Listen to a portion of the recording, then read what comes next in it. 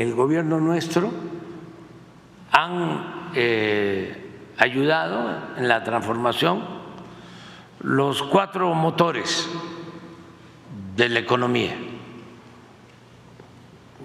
El sector público, como nunca se reactivó la inversión pública y se demostró que es fundamental. Si hay inversión pública, hay empleo.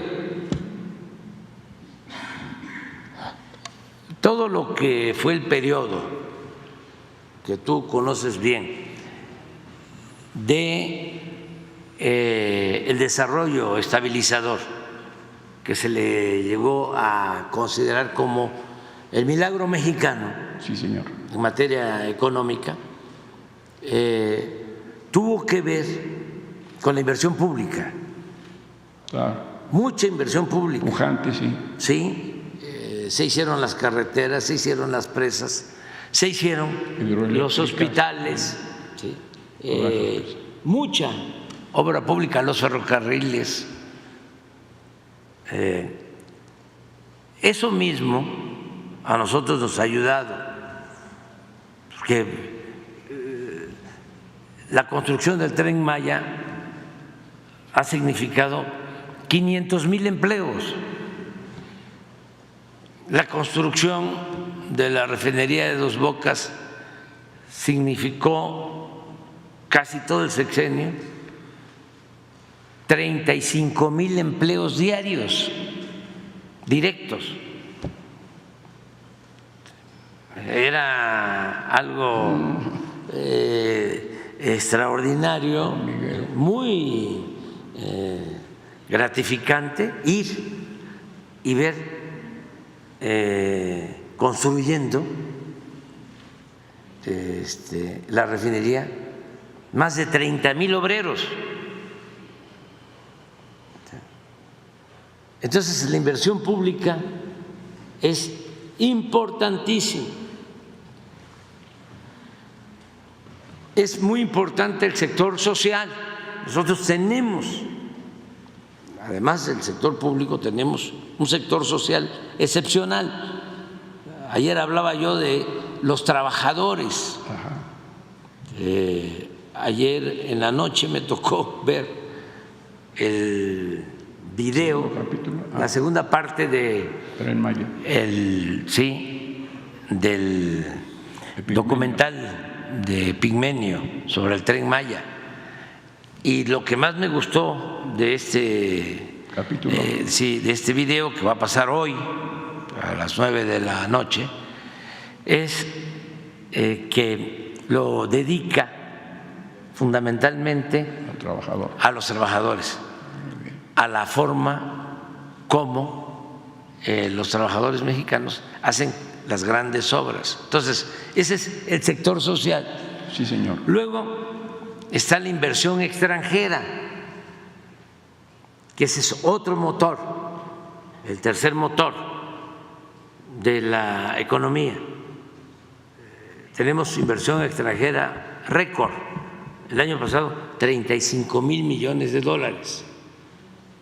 Este año, nada más en el primer semestre, que es cuando más se registra la inversión extranjera, foránea, son 30,000 millones de dólares. De lo que estamos hablando, de cómo está llegando inversión extranjera a México por el tratado y por la relación económica comercial con Estados Unidos y con Canadá.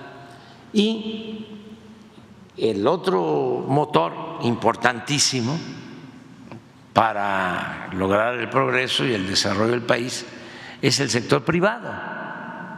Entonces, también han invertido mucho los empresarios mexicanos y les ha ido muy bien. Tú puedes hacer una encuesta, una consulta, entrevistar a los 30, 40, 50 empresarios más importantes de México sobre cómo les ha ido en este sexenio en cuanto a utilidades. Claro. Y todos te van a decir que han obtenido ganancias lícitas, importantes. Y ya ni hablar de los banqueros.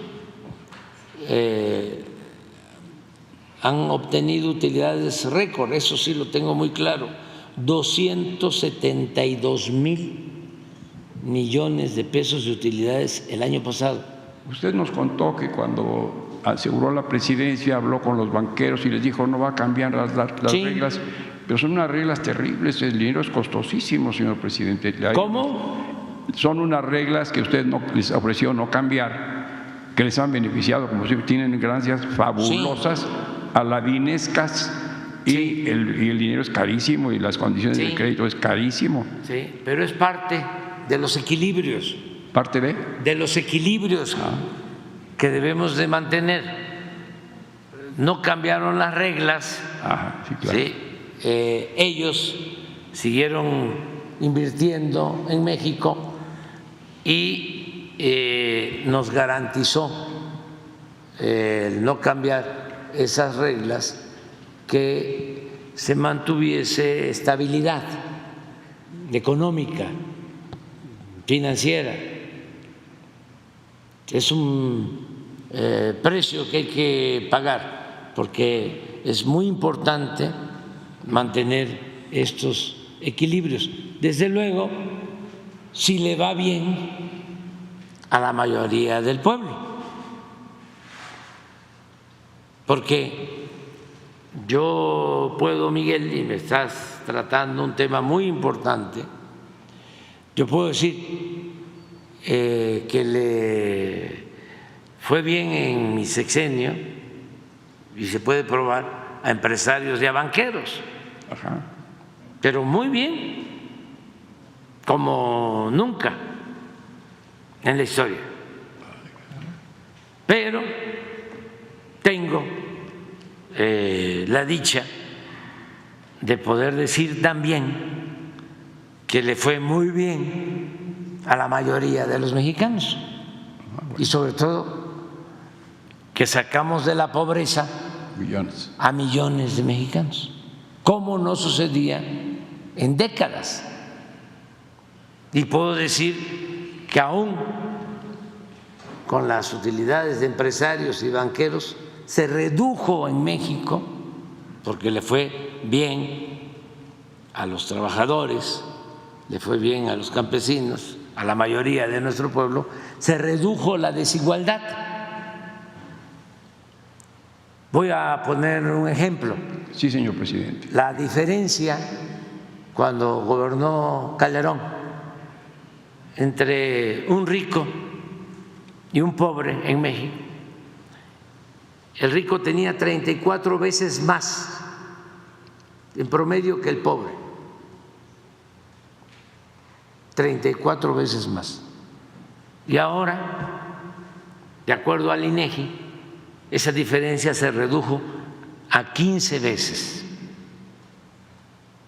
de 34 a 15. ¿Los pobres son menos pobres? Los pobres son menos pobres. Y eso es mi gran satisfacción. Entonces, siempre menciono el dicho choco jarocho, ¿Cómo es? campesino, Ajá. que cuando la milpa se da bien, alcanza hasta para el pájaro. Alcanza. Sí, el modelo nuestro, que no vamos a patentarlo porque creo que va a quedar de manifiesto, que es totalmente distinto al modelo neoliberal, significa apoyar abajo para fortalecer Hacia arriba. el mercado interno, que haya ingresos en la mayoría del pueblo, para que consuman, que no haya crisis de consumo, y esto ayuda al comercio, ayuda a la industria y llega hasta arriba.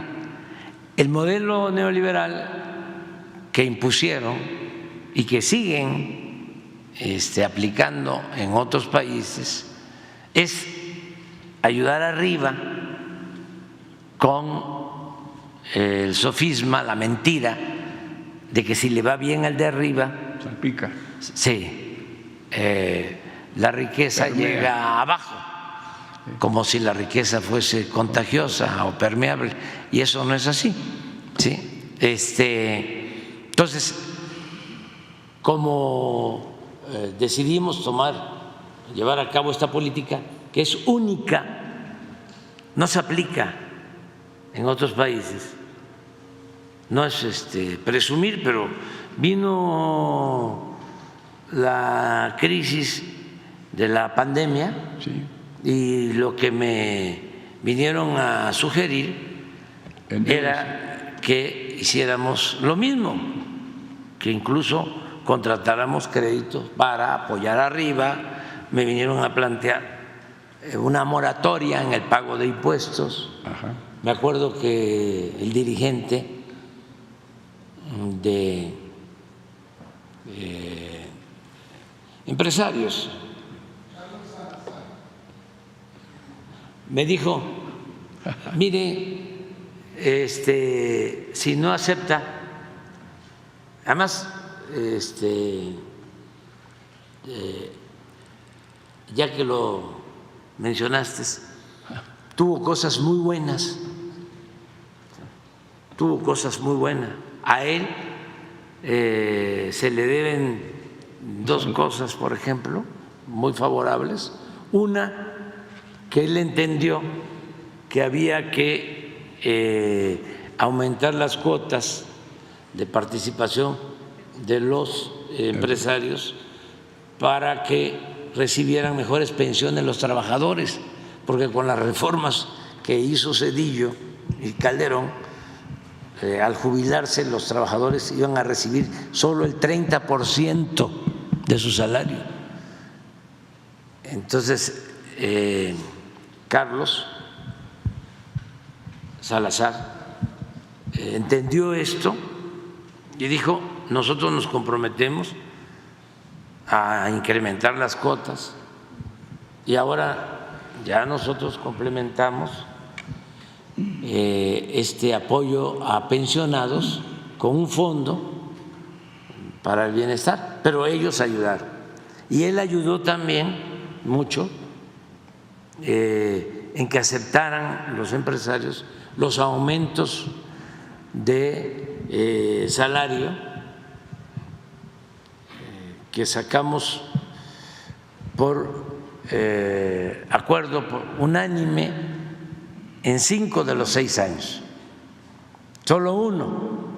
Y fíjense, ese año que no sacamos por unanimidad, el sector obrero, el sector empresarial y el gobierno, el aumento salarial, ese año que no quisieron los empresarios, fue por una organización que está muy politizada y muy adherida a un partido, que es como un sector de un partido. Pero hasta las organizaciones empresariales más fuertes habían aceptado. Es más, cuando se rechazó por parte de esta organización y no se logró el consenso, hasta se molestaron algunos empresarios, grandes. Pero fue la única ocasión que no logramos consenso. Entonces, todo esto se lo debemos a Carlos. Lo de gasoductos también él ayudó en buscar un acuerdo. Ahorramos con una negociación, en vez de cancelar los contratos, $4.500 millones en la negociación a favor de la Comisión Federal de Electricidad, porque habían entregado en el gobierno anterior contratos verdaderamente leoninos. Bueno, Pero en este caso, cuando la pandemia me dice que me plantean una tregua Los impuestos. de los impuestos, y le digo no, porque nos quedamos, como decía don Isaac Saba, el finado Isaac Saba, que lo recuerdo mucho porque tenía sentido del humor y éramos amigos. Y una vez le dije, don Isaac, ¿cómo va a andar con ese carro? Está muy viejo, cómprese otro. No, dice, porque me desacompleto. y sí tenía, ¿no?, para comprar otro, pero entonces casi le dije eso, no, nos desacompletamos. O sea, ¿cómo? Y me contesta, ¿sí?, es que es mejor la tregua porque de todas maneras No van a pagar. no va a recaudar nada. Y se equivocó. Afortunadamente sí recaudamos y salimos adelante.